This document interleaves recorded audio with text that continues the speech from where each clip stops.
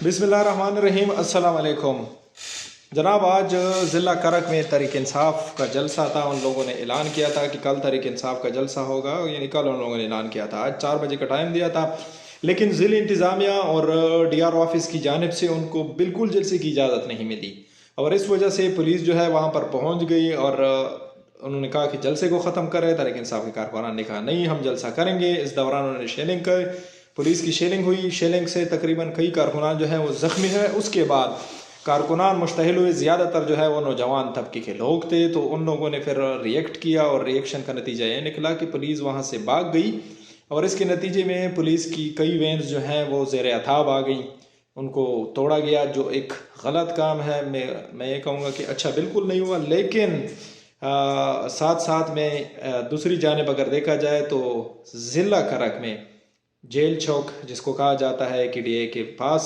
वहाँ पर मौलाना फजल रहमान का जलसा था। उसको ना सिर्फ इजाज़त मिली बल्कि DPO साहब और पुलिस के बाकी जितने भी ज़्यादातर मशीनरी थी वो वहाँ पर तैनात थी, उनको भरपूर सिक्योरिटी दी। जब मेरी खुद DPO साहब से बात हुई तो DPO साहब ने कहा कि जी मैं वहाँ पर मौजूद हूँ और जब मैं इसके यहाँ से फारिग होऊंगा उसके बाद मौके को देखकर FIR वगैरह लॉन्च करेंगे। मैंने कहा कितने लोगों को आप लोगों ने गिरफ्तार किया? वो कि गिरफ्तारियाँ और बाकी चीज़ें बाद में होंगी। लेकिन इससे एक सवाल ये भी उभरता है कि क्या सिर्फ एक पार्टी को इसकी इजाज़त है या चंद पार्टियों को इसकी इजाज़त है? नून लीग जलसे करती है, कोई मसला नहीं है। पीपल पार्टी करती है, मौलाना साहब करते हैं, 3 पार्टियां मेजर।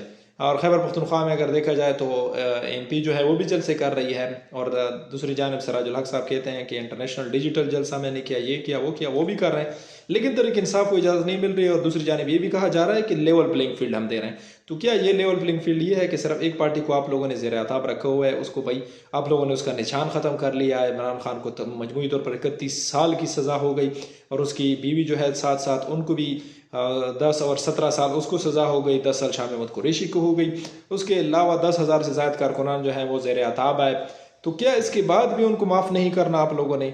चलो ठीक है, माफ़ नहीं करना, लेवल प्लेइंग फील्ड की बात तो ना करें कि भाई सबको इजाज़त है। अगर सबको इजाज़त है तो इस तरह तो नहीं होना चाहिए, उनको इजाज़त भरपूर मिलनी चाहिए। और ये पाकिस्तान में अगर देखा जाए तो 9 करोड़ के आसपास वोटर जो हैं वो जवान तबका है और आपके टोटल 12 करोड़ 35 लाख वोटर हैं, उसमें से 9 करोड़ अगर आपके जवान हैं तो आप उसको मैनेज नहीं कर सकते।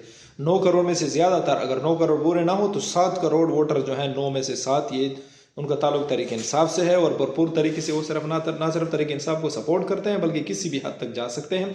इस मुल्क के साथ खुदारा मजाक बंद करें, इस मुल्क को मज़ीद खाना जंगी की तरफ ना धकेलें, क्योंकि ये मुल्क मज़ीद बर्दाश्त नहीं कर सकता। हम ना सिर्फ इकानमिकल तौर पर कमज़ोर हैं, मुआशी तौर पर कमज़ोर हैं, बल्कि मुआशरती तौर पर हम पस्ती की जानिब गामज़न हैं और साथ साथ में लोगों के पास खाने को नहीं है। आपके जी 2.5 करोड़ बच्चे जो है वो आपका स्कूल से बाहर है, आप उनको बेसिक फैसिलिटी तक नहीं दे सकते और इन चीज़ों में मगन है कि ये हो रहा है, वो हो रहा है, ये करें, इसको फिक्स करें, उसको फिक्स करें, इसको लाएं बिठाएं, उसको हटाएं, इसको लाएं बिठाएं।